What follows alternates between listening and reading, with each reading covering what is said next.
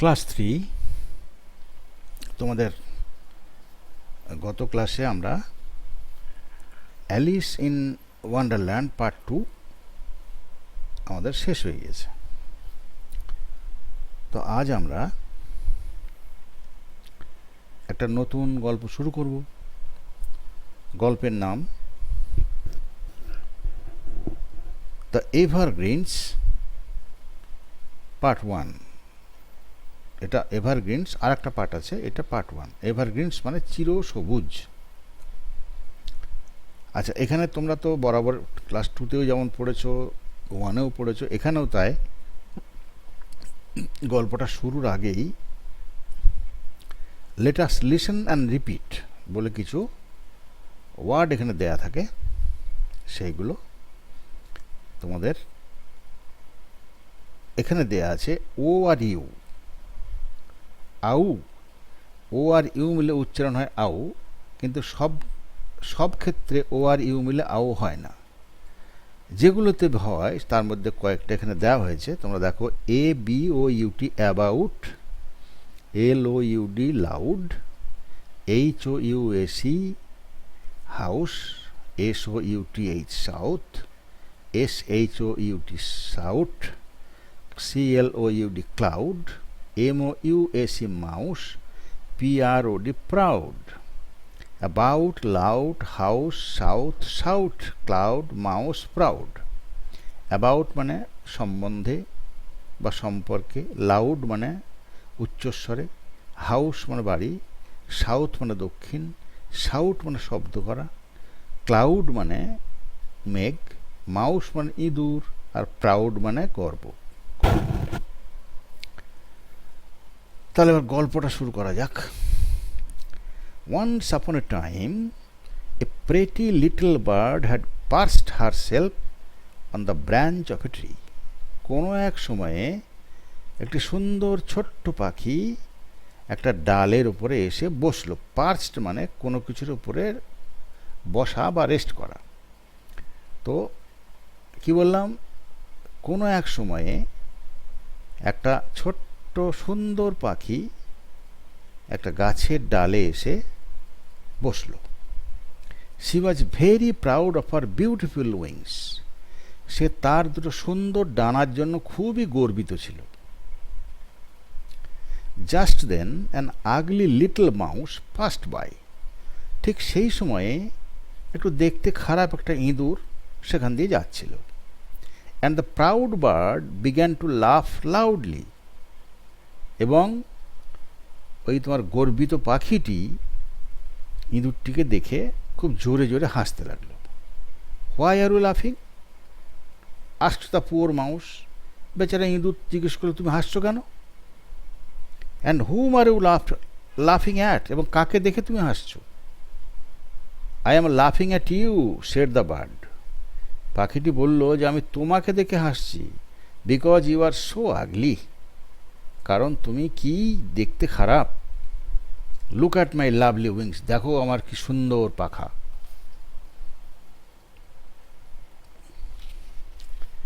So saying, she began to fly about, flapping her wings to show off to the mouse how pretty they were. এটা বলেই সে তার পাখা ঝাপটাতে শুরু করে দিল।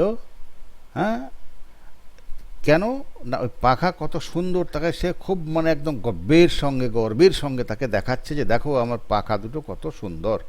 শো অফ মানে খুব গর্ব নিয়ে দেখানো, দেখো কি আমার আছে। She soared high up in the clouds. সে খুব উঁচুতে উড়ে চলে গেল মেঘের কাছাকাছি।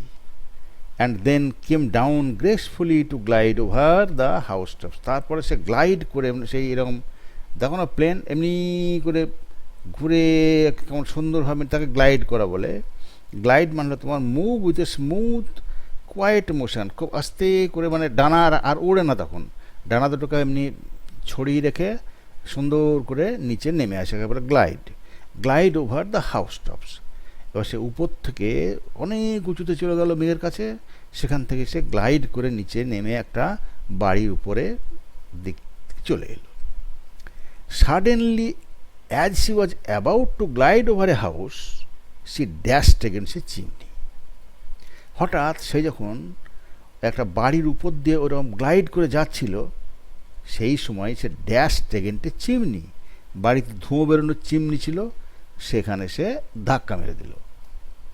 And one of her wings was broken, এবং তার একটা ডানা গেল ভেঙে। As she could not fly with a broken wing, she had to go home hopping.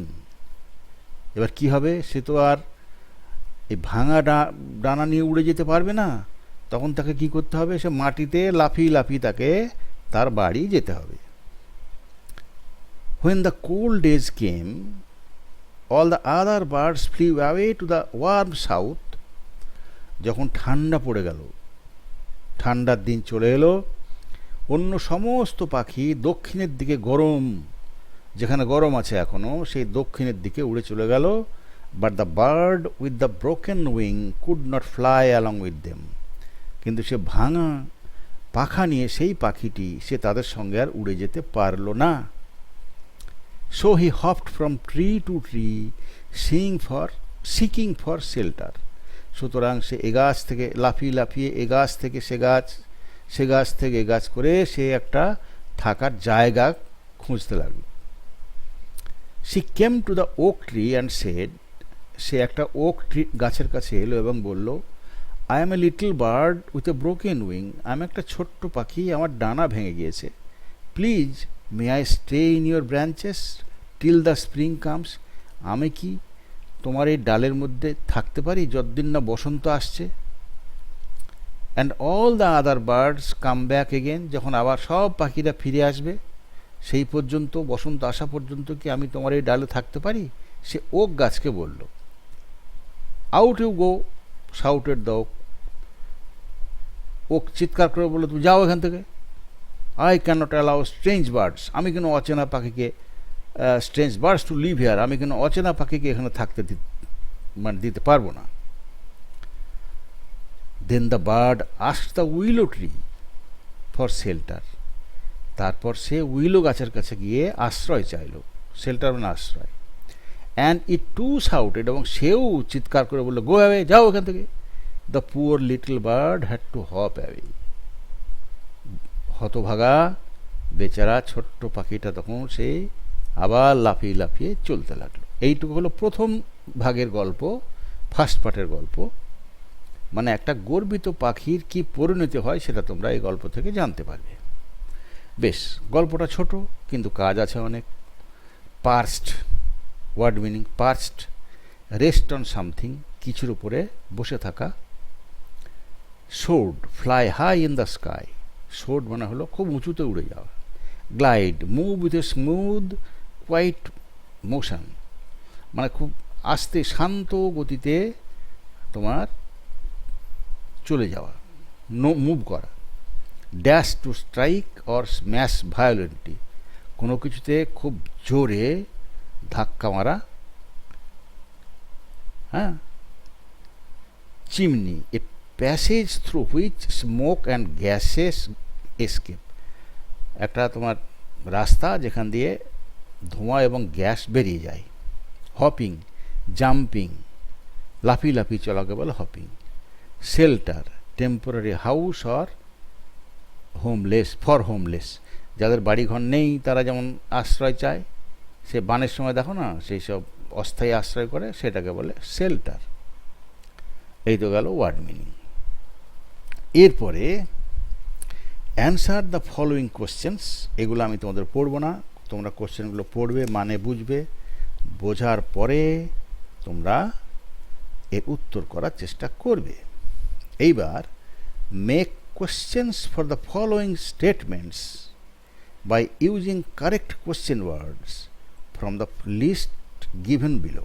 এখানে কতকগুলো কোশ্চেন মানে ওয়ার্ড দেয়া আছে, যা দিয়ে কোশ্চেন শব্দ মানে কি বলবো তাকে, ইন্টারোগেটিভ সেন্টেন্স শুরু হয়, মানে জিজ্ঞাসাবোধক বাক্য শুরু হয়, সেগুলোকে বলে কোশ্চেন ওয়ার্ড। যেমন ধরো when, how, where, whom, why, এইগুলো এখানে তোমার দেওয়া আছে, when, how, where, whom, why. The words underlined in each sentence below will help you to find the correct question word. এখানে যেমন ধরো she soared high up in the clouds, এই যে হাই আপ ইন দ্য ক্লাউডসের নিচে দাগ দেওয়া আছে, এটাই তোমাকে বুঝিয়ে দেবে যে এখানে হোয়েন বসবে না হাউ বসবে না হোয়ার বসবে না হুম বসবে না হোয়াই বসবে। প্রত্যেকটাই এভাবে দেখো নিচে দাগ আছে, এইটা তোমাকে বুঝলেই তুমি এখানে শব্দটা পেয়ে যাবে, দিয়ে বাক্যটা তৈরি করবে, সবগুলো এভাবে পড়বে। আর use the following phrases in sentences of your own, বাক্য রচনা তোমাদের make sentences with the following phrases: dash against, fly about, glide over, proud of, show off. তোমার নিজেরা নিজের মতন করবে, আমি আমার মতন করে তোমাদের পাঠিয়ে দেবো, তখন তোমরা সেগুলো দেখে ঠিক করে নেবে। আর যদি এটা করার পরে যদি সবটা করতে পারো বা যতটাই করতে পারো, বাবা মা, প্রাইভেট টিউটর, দাদা দিদি যদি বড় থাকে কেউ, তাকে দেখিয়ে নেবে, কারেকশান করবে, তারপরে তো আমি দেবই। ঠিক আছে, এগুলো তোমরা চেষ্টা করো, এগুলো তোমাদের সবই হোমওয়ার্ক থাকলো। তোমরা যটা পারবে তটাই তোমাদের লাভ। নিজেরা পারলে পরে তোমাদের আত্মবিশ্বাস বাড়বে, আমি আগেও বলেছি, নিজেরা যদি একটা উত্তর ঠিক দিতে পারো তোমাদের আত্মবিশ্বাস বেড়ে যাবে, তখন তোমরা নিজেরা অনেক কিছু করার চেষ্টা করবে এবং সঠিকভাবে করবে এ বলেই আমার বিশ্বাস। সুতরাং চেষ্টা করতে হবে। করে দেবে স্যার তারপরে আমরা করব, বা আমার প্রাইভেট টিউটর করে দেবে, বাবা করে দেবে, মা করে দেবে, এরম ভেবে নয়, তোমাদের নিজেদের চেষ্টায় করতে হবে। যদি পারো তাহলে কি আনন্দ হবে তখন দেখো, যদি নিজে নিজে কোনো একটা জিনিস তুমি কারেক্টভাবে করতে পারো খুব আনন্দ হবে। তাহলে সেই আনন্দের জন্য তোমাদের চেষ্টা করা উচিত, নিজেদের জন্য নিজেরা করব এই চেষ্টাটা করা তোমাদের উচিত।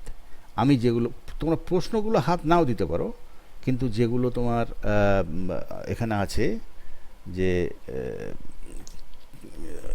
কোশ্চেন ওয়ার্ড, তারপরে বাক্য রচনা, কোশ্চেন ওয়ার্ড এবং মেক সেন্টেন্সেস, এইগুলো যদি তোমরা পারো তাহলে করবে। কোশ্চেন ওয়ার্ড দিয়ে অ্যান্সার, তোমরা কোশ্চেনের অ্যান্সার করো, এখানে অ্যান্সারের কোশ্চেন তৈরি করতে হবে। ঠিক আছে, বেশ, তাহলে এর বিষয়ে আজকে আমি তোমাদের কিছু বলবো না, তোমরা তাহলে আমাকে ছুটি দিয়ে দাও এবার। Goodbye, thank you.